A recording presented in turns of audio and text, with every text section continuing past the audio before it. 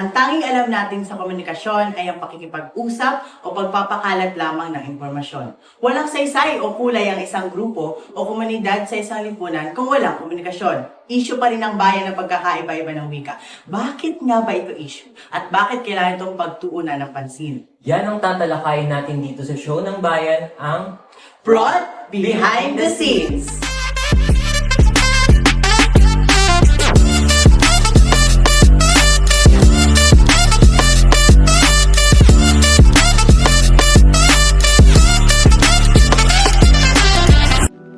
Tsaka dahil sa panahon natin ngayon, sa henerasyon natin, laganap at laganap ang paggamit ng komunikasyon. Hindi lang verbal, kundi pati na rin ang di-verbal na komunikasyon. Mga social media platforms kagaya ng Facebook, IG, Instagram, Snapchat, at syempre ang paborito ng lahat, ang TikTok. Yeah, tama. Grabe, no? Napakalaki at lawak na ng naiunlad at sakop ng komunikasyon. Malaking parte na to ng pamumuhay natin ngayon. Parang yung pagpapanila sa crush ko. Uy! Oo, di ba nga nalaman natin may mga elemento pala ang komunikasyon. Marami yun eh. Diverse ang ating wika dito sa Pilipinas na maraming konteksto. Alala ko yung daluyan, sagabal. Yung sagabal na tumutukoy sa mga dilema or mga sanhi na ipagkakaintindihan ng komunikasyon. Di ba yan din yung may mga paraan ng physiological, semantiko, physical, technological, cultural, at psychological? Uy, munti ko pang ma-forget, syempre yung tugon, epekto, at konteksto. Yes, true. Walang buhay ang komunikasyon, pakikipagkapwa, pakikipag-usap. Kung di natin alam yan, di tamang paggamit nito, lalo na yung tugon, konteksto. Ang tanong, ano nga ba ang estado ng ating bansa sa sarili nating mga wika? Panoorin natin!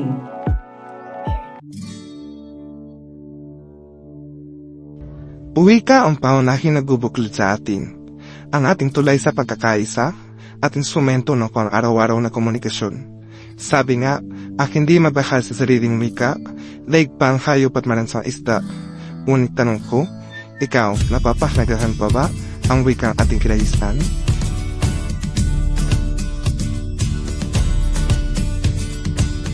Ang Pilipinas na may populasyon na 111 milyon at 47,000 ay tahanan ng 155 nabubuhay na katutubong wika. Kabilang ang Pilipino sa opisyal na wika. May 9 na nabubuhay na di katutubong wika, kabilang ang Ingles na isa ring opisyal na wika. Dati may 2 katutubong wika na nawala na. Sa formal na edukasyon, 28 katutubong wika ang ginagamit bilang medium ng pagtuturo.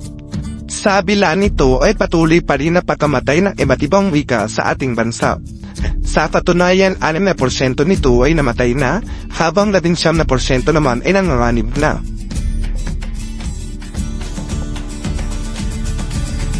Bilang isang Pilipino, halina't ginangin, pagyamanin at takuri pang tangkilikin ang wikang Pilipino at iba't ibang wika at dialekto sa ating bansa.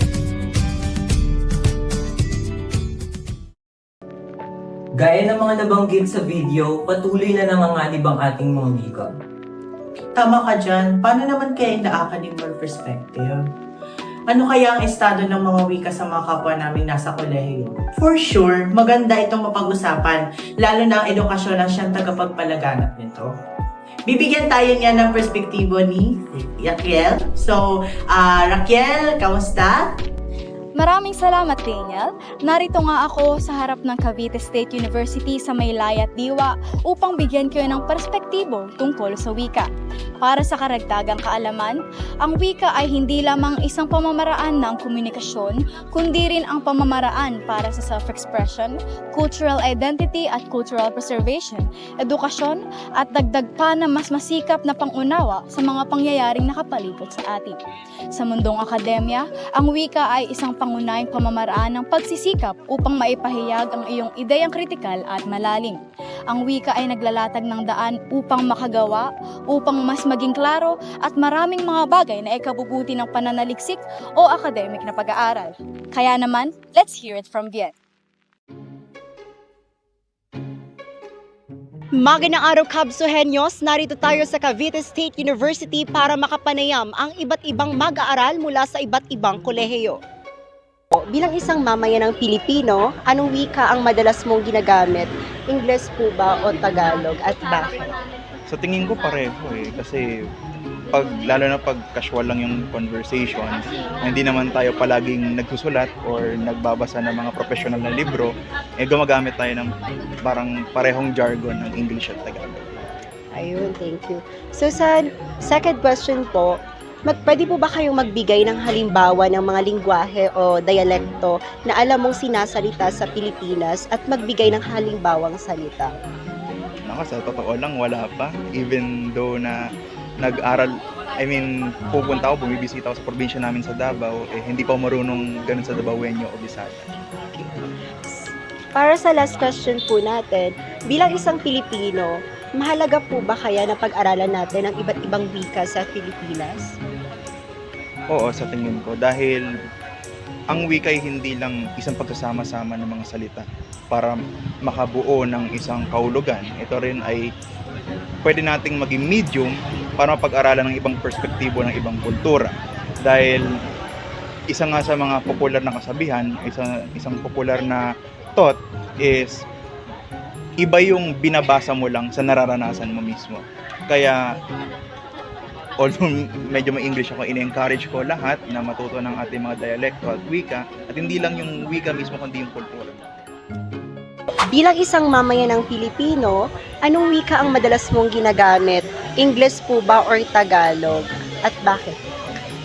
Personally, ang ginagamit ko madalas ay Tagalog dahil mas komportable ako sa Tagalog. Pero nagsasalita din naman ako ng English dahil nasa klase, and minsan napaghahalo ko siya Taglish. Ito po yung sunod nating tanong. Magbigay po kayo ng halimbawa ng mga lingwahe or dialekto na alam mong sinasalita sa Pilipinas at magbigay ng halimbawa ng salita. Ang dialekto na alam ko ay Tagalog ng mga taga Bulacan. Since galing ako ng Bulacan, iba yung kahulugan ng ibang salita. Katulad na lang ng urong.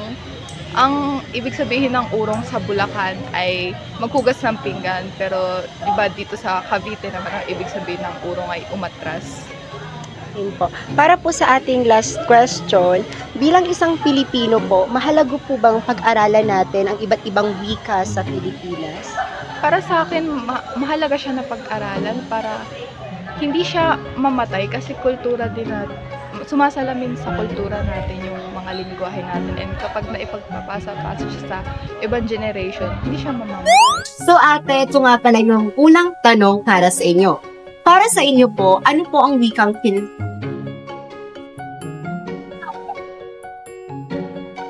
For me po, ang wikang Pilipino, ito yung kinagisnan natin o kinalakihang wika natin bilang Pilipino. Ito rin yung nag-identify sa atin kung ano ba talaga at kung sino talaga tayo sa bilang tao.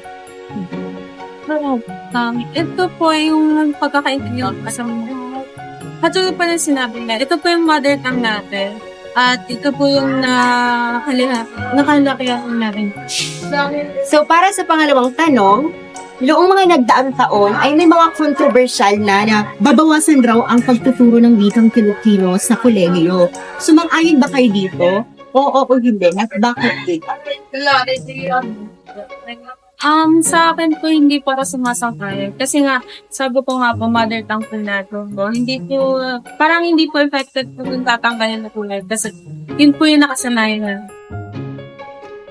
Ako naman po, hindi rin po ako sumasangayon kasi yung Pilipino kasi, parang yun na yung pinaka, natin, core bilang tao and bilang Pilipino mismo. Kasi hindi tayo magiging Pilipino kung hindi natin yun wika, hindi natin yun identity. So, for me, sobrang magiging complex kung tinanggal po yung Pilipinong subject sa akin. Ito naman para sa ating pangatlong tanong, ano ang inyong masasabi sa mga kababayan nating tila nakalimot na sa wikang ating kinagisnan? For me po, ang masasabi ko lang is, especially sa mga youth, sa mga new generation na, more on maging, mas tangkilikin pa natin yung wika natin kasi, yun nga, as sa paulit yung answer, ito yung mag-identify sa atin kung sino ba talaga tayo, kung ano tayo. Kasi bilang Pilipino, kailangan nag-i-stand tayo sa kung ano yung ano talaga natin, yung pinaka-core natin, pinaka-important sa pagkatao natin. So, dapat, yun nga, di ba may kasabihan na mas malansa pa sa isda ang, ano yun eh? Basta po yun, may kasabihan po na gano'n, so malansa pa. Basta yun po. Yun po. So, parang yun yung pinaka-important na quote sa ating bilang Pilipino. Ganun din po sa So para naman po sa ating last question, bilang estudyante, paano mo mas mapapaunlad ang wikang Pilipino?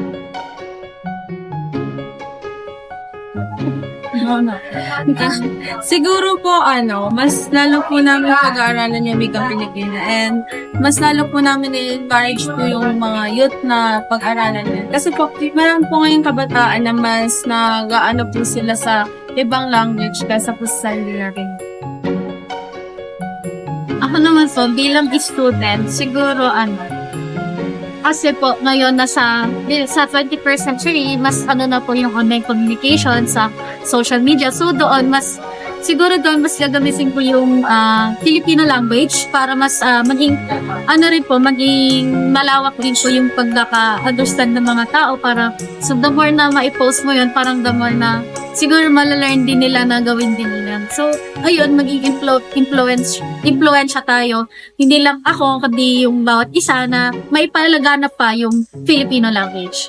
O eto po, para sa karagdagan po natin katanungan, ano po ba yung madalas yung wikang ginagamit sa pakikipag-usap sa kapwa nyo sa pang-araw-araw na pamumuhay? For me, Taglish po. Tagalog in English. Kasi po sa, more on sa education na rin po. Mas gamit po yung dalawang language na yun, yung English and Filipino. And then, nadadala din po siya sa normal lives namin pag sa labas. So, Tagalog in English po talaga. Maraming salamat po. Gaya nga ng kanilang mga kasagutan, ating nalaman ang kahalagahan ng wikang Filipino. Sa kabila ng pagkusbong ng iba't ibang wika sa ating lipunan, ay atin pa rin nalalaman ang iilan na patuloy pa rin sa pagtangkilik sa wikang Filipino. Nawa ay ating patuloy na mahalin, pagyabungin at paigtingin ang wikang Filipino na siyang nagbubuklod sa atin. Muli ako si Vian Bunao para sa Prod Behind the Scene.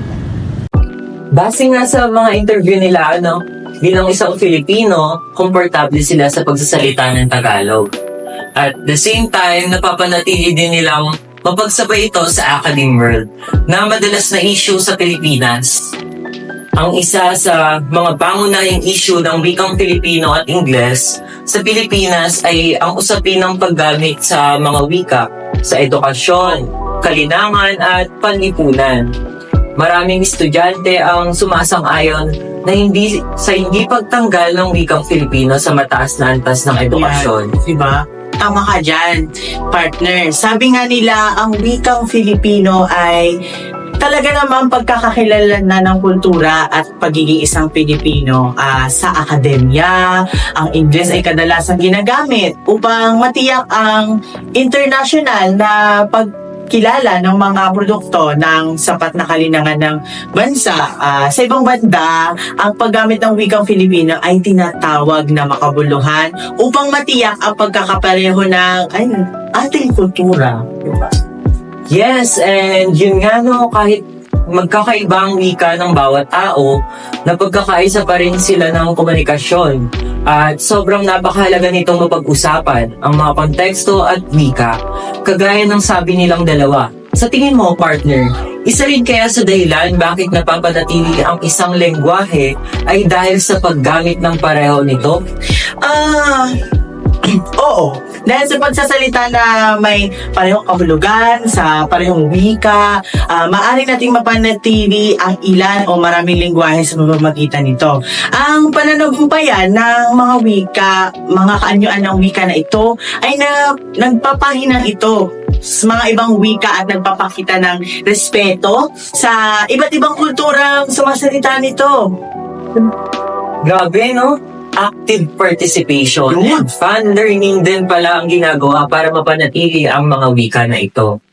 Kung i-aanalisa natin ang interview kanina, si Kuya ay kahit na nagbabakasyon sila, hindi siya natuto.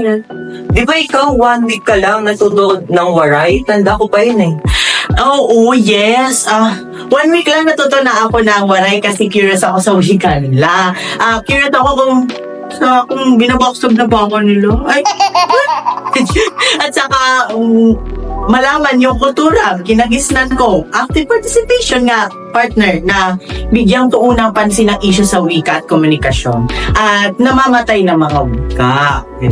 Yes, in fact, nakikisa dito ang komisyon sa wikang Pilipino sa pagdiriwang ng UNESCO International Decade of the Indigenous Languages.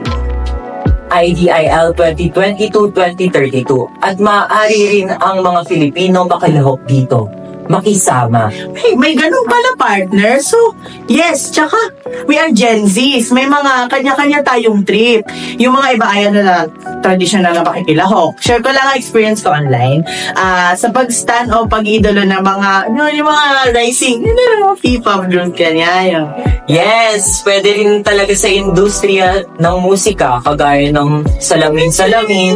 Gento. Ayan, ganon. Kagaya nga din ng grupong Alamat kung saan sila ay from different provinces na kung saan may Bisaya speaker sila, Bicolano, Sambal, Waray, ayun, Kapampangan, Bisaya. Napapansin ko din, nagkakaroon ng diskusyon sa wika sa pamamagitan nila ng isang may kilala kong professor sa University College of London na kung saan binahagi niya ang epekto sa kabataan na i-convert o ihalo ang kultura sa gawain o hobby ng mga kabataan para mapanatili ang ating pagmamahal sa wika. Ayun.